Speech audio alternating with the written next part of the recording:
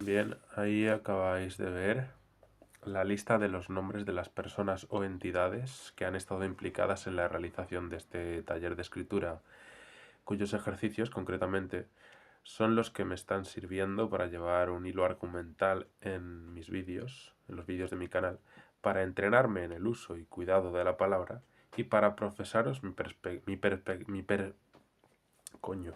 mi perspectiva siempre animosa para con las asignaturas que abarca el arte de la literatura y la comunicación, sea cual sea su forma, tal que sea, pues esa es la cuestión. Me he dado cuenta de que hay una persona apellidada Miquel en la lista. Si hacéis pausa donde os interese y para verlo lo podréis ver. Y no sé si lo sabéis, pero ese es uno de mis apellidos, con lo cual, por lo visto, desde hace mucho antes de mi nacimiento, antes de lo que yo jamás hubiera imaginado, parece que estoy destinado a terminar aquí, con esta máscara, grabando estos documentos videográficos, rescatándoos de vuestras vidas para introduciros en la de un claro ejemplo de lo que, en mi opinión, y siempre desde mis particulares circunstancias, hay que escribir para hacer literatura. Un saludo desde aquí a todos los nombres de la lista, los realizadores de esta vaina. Y bien, bienvenidos a mi taller, el taller de bolsillo. El único taller cuyo tamaño es el perfecto e ideal como para caber en cualquier bolsillo, aportando además grata compañía a vuestras otras pertenencias, como la billetera, las llaves del coche o las del apartamento, sea cual sea la ubicación de este último, siempre que disponga de un techo. Ya sabéis, estáis en el único taller que pueden permitirse vuestros bolsillos, el taller de bolsillo. Que ninguno de tus bolsillos se quede sin él. La verdad es que casi pensé que no iba a grabar hoy este capítulo porque viendo la hora que es y viendo que estoy un poco malo, no sé si es que he cogido frío o qué, pero estoy mocoso. Pero aunque sea por la audiencia que estoy generando y quiero continuar afianzando y conservando, tengo que dar la cara hoy lunes. Nótese la ironía. Tengo que dar la cara. Y por fin podemos ponernos a ello. El ejercicio que teníamos pendiente era en relación a las asociaciones entre un paraguas y una escopeta. Antes de mostraros mi resultado, he pensado que si alguno de vosotros que estáis viendo esto, habéis tenido alguna dificultad o pensáis que podríais tener alguna dificultad para llevar a cabo el ejercicio, quería recordaros que siempre podéis hacer uso de los ejercicios que hemos ido haciendo hasta ahora, antes de este, en favor del desarrollo del que toca. De la siguiente forma, por ejemplo, en el primer ejercicio que realizamos era el cuestionario, venía una serie de preguntas, ¿no? Y,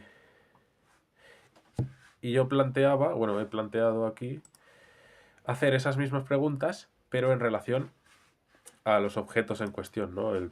La escopeta, el paraguas, es decir, cuál fue la primera escopeta que recuerdas, el primer paraguas que recuerdas, así todas las preguntas, respondiéndolas y en base a ellas, pues tal.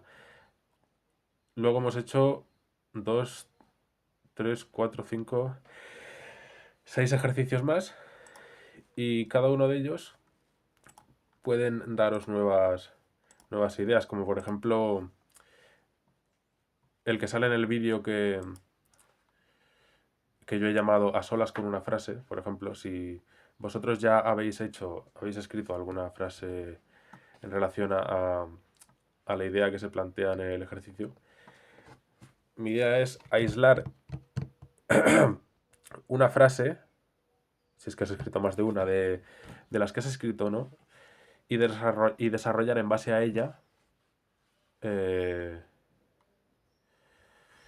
como si se tratara del principio de un cuento individual, desarrollar ahí pues unas acciones o algo.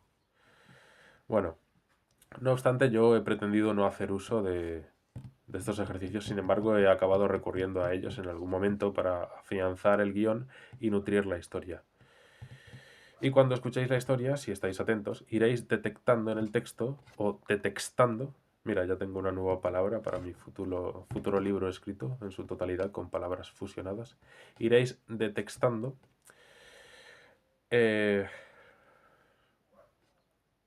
cuáles son los vestigios de estos recursos que yo he podido ir utilizando. Además, mira, en relación a... ¿Cómo era? A receta, 3 ingredientes. Pues buscar un libro cuya temática se asemeje, ¿no? a la que nosotros queremos desarrollar. Porque en mi caso, por ejemplo, yo ya me puse a escribir en un principio sin hacer uso de ningún recurso extra, solo mi imaginación. Me puse a escribir sobre estos dos elementos y me surgió un relato que digamos que está ambientado en un lugar muy parecido al que está ambientado este libro que yo me he permitido sacar de mi estantería. Es un clásico de un autor potente para leer, un título que yo asocio con la historia que me ha nacido. Después de mi cuento revelaré de qué obra se trata y así podréis también especular quizás sobre qué elemento de mi trabajo pensáis que puede estar relacionado o inspirado en dicha lectura, en la que me ha acompañado durante las últimas frases de mi cuento. Bueno, a mi cuento yo le he puesto el nombre, primero le puse el título de El guerrero de Urano, pero después, por una cosa que sucede al final del cuento, he decidido cambiarlo por uno que me gusta más, que es El misterio amarillo, y os lo voy a leer ahora. Es un poquitín largo en comparación al resto, pero bueno, supongo que mejor si no hay desperdicio en ello. Dice: la familia abandonó la guarida, adentrándose en aquel desierto helado con el fin de encontrar sus límites, tras los cuales deseaban hallar la luz. Unas cuantas noches más allí quietos, donde la ausencia de toda luz y vida animal o vegetal se había convertido en una norma, donde la oscuridad se había adueñado de todo junto a su inseparable acompañante el frío, rodeándolos con todo aquel hielo que se acumulaba, cristalizándose afiladamente, poniéndolos literal y continuamente entre la espada y la pared al adoptar tales impasibles formas, y aplacando con envolventes tormentas toda visita de paz o consuelo, salvo la que a nadie inspiraba confianza. A todos enfadaba y asemejaba injusta,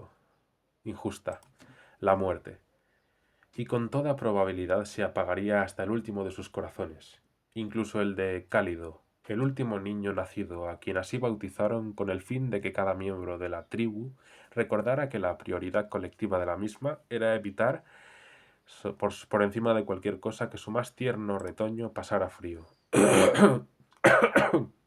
Perdón. Durante el viaje en trineo, tirado por enormes piedras de hielo que rodaban incansablemente, alimentadas con las últimas reservas de musgo, el jefe de la tribu, el padre de la familia, que era quien conducía el vehículo y animaba a las piedras cada tanto, también decía a su más enorgullecedora obra, llamándola por su nombre: Cálido, cálido. Cálido se acercaba, ¿no? Ya que eres el único que puede moverse, pues aún no tienes las articulaciones congeladas y yo estoy ocupándome del trineo, hazme un favor y date una vuelta por la nave para reconocer a la tripulación y averigua si alguien necesita algo. Cálido obedeció y durante su siniestra expedición atestiguó la muerte por congelación de su propia madre y de todos los hermanos que le quedaban, con lo cual no quedaba nadie más con vida en la nave aparte de su padre y él. Volvió para contárselo, y la noticia hizo llorar a su progenitor. Sus lágrimas se solidificaron antes incluso de emerger de sus ojos, con lo que los dañaron cegando al conductor e impidiéndole continuar manejando el carro. Estamos cerca del fin, sentenció el padre, en un destello de lucidez. ¿El fin de qué?, preguntó Cálido, asustado. De todo. En ese momento, con la aparición inesperada de un inabarcable muro de hielo ante la trayectoria del trineo, Cálido, quien aún conservaba la vista, a diferencia de su padre, alertó a su padre, quien tuvo tiempo de reducir la velocidad lo suficiente como para que al aquietarse la estructura golpeada del vehículo, Cálido aún pudiese moverse, teniendo la oportunidad de buscar a su padre, a quien encontró al borde del final de su conservación, y a quien apenas sí pudo extraer de sus labios unas últimas palabras, que fueron las siguientes. Quédate aquí, sobrevive y construye tu refugio, utilizando si hace falta nuestros cadáveres para ambas cosas, es decir, como alimento o parapeto, ya que tal es el sacrificio de los miembros de esta insólita comunidad que están dispuestos a hacer por la supervivencia de su último semejante. Piensa el narrador o piensa Cálido en ese momento. Y continúa el padre, y presta atención al muro, que es el límite, la puerta. Ya le hemos dado el primer golpe, con el trineo, que es el más difícil. Ahora tienes que ingeniártelas para construir un arma que pueda continuar golpeando la puerta, que con suerte se abrirá, revelando quizás un aparente vergel, pero en el que, aunque libre, has de cuidarte de recordar las dificultades propias que caracterizan las circunstancias de la vida y existencia de nuestra, tuya y mía, ahora toda tuya, raza originaria. Y murió, no sin antes estirar un brazo y un dedo en dirección a una maleta. Y bueno, volvió a su sueño, ¿no? Porque por lo visto el padre ya tenía una concepción en la cabeza de lo que podía haber detrás del muro, ¿no? Que seguramente le había venido en sueños y tal, porque no...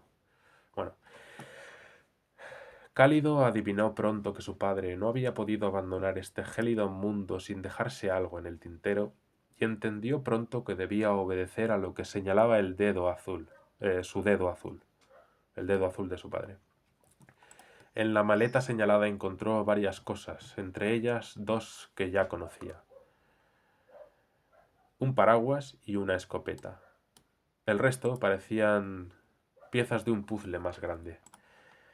Contemplar a la luz del fuego provocado por las ropas heredadas de sus familiares, que había tenido que arrancar de sus rígidos cuerpos antes de apilarlas y prenderlas, lo llevó a la conclusión de que debía construir un arma capaz de recolectar, como con una chimenea, en forma de embudo, los copos de nieve, para luego en su interior comprimirlos y posteriormente descargarlos, con ayuda del energético musgo, contra el muro. Lo había construido, lo tenía todo preparado. Solo le quedaba un poco de musgo y el copo de nieve que se había condensado en el interior de su escuparagua del arma. Al introducirse en ella a través del vistoso embudo, esperaba con ansias a que Cálido la alimentara, dándole las ganas, la capacidad y la oportunidad de salir disparada. Cálido se cuidó de apuntar bien al muro, y la bola estalló contra él, desintegrándose con alegre entusiasmo. Por unos momentos, a continuación no sucedió nada, pero pocos después, el muro empezó a moverse y al mismo tiempo que desde algún sitio muy lejano hacia el desierto helado que se extendía a sus espaldas empezaba a llegar una luz amarillenta, desde el exterior, detrás de ese muro ahora movedizo, también empezó a filtrarse al interior una luz algo menos aséptica. Cuando el muro dejó de moverse, el hueco abierto ya era suficientemente grande como para que Cálido huyera hacia aquel misterio amarillo. Pero sintiendo el calor que ya empezaba a venir desde allí, decidió esperar. Cuando volvió en sí, el hielo a su alrededor estaba derritiéndose fluidamente, pero por suerte su vista también se había adaptado a aquellas luces, en especial las que lo invitaban a moverse hacia adelante, penetrando más allá del muro. Y por ello pudo alcanzar a distinguir con la vista, antes de dejarse llevar por la catarata que llevaba el agua hasta una gran cantidad de ésta que se había acumulado a no muchos metros hacia allí abajo, dándole a lo que probablemente era un charco, la apariencia de un lago, lo que parecía una iluminada habitación con diversos instrumentos metálicos, plateados y ruidosos, además de enormes volcanes sobre los que unos enormes gigantes con grandes sombreros parecían estar calentando lo que parecían todo tipo de coloridas y olorosas cosas, con a saber qué fin. Cálido se dejó caer al lago, y desde allí nadó a la orilla desde la que se escondió, observando el lugar del que había salido, que era como una gran masa cuadrada y también plateada, que además no era la única que había allí en el lugar. Por lo cual, con toda probabilidad, pensó que debían hallarse más seres como él, con familias propias, encerrados en el interior de aquellas cajas. Cálido acentuó su nivel de vigilancia al observar aproximarse a uno de esos gigantes, al que escuchó decir algo que con cierta dificultad tradujo a lo siguiente. La goma de la nevera se ha roto, ya no cierra. Fin. Bueno, ya me diréis si sois capaces de... Bueno, ya me diréis qué opináis del texto y bla, bla, bla, bla, bla, bla. ¿Cuál es el siguiente ejercicio? Aquí tengo ganas de terminar porque ya os digo que pensé que no sería capaz de grabar este vídeo. Sí, ahora toco un ejercicio que a mí es una propuesta que me encanta. Dice, visión interior. Hay que cerrar los ojos y concentrarse durante unos minutos en la visión de una página. Abrir los ojos y ponerse a escribir inmediatamente acerca de dicha página, sus características, y qué veíamos o no veíamos en ella mientras estábamos con los ojos cerrados. Nada más. Gracias por ver el vídeo, nos vemos en la próxima, espero estar mejor de mi catarro y se vienen cositas, chavales. De hecho, hoy tenía pensado grabar algo especial e interesante, pero no he podido hacerlo, así que, como digo, se vienen cosas dentro de no mucho. Chao.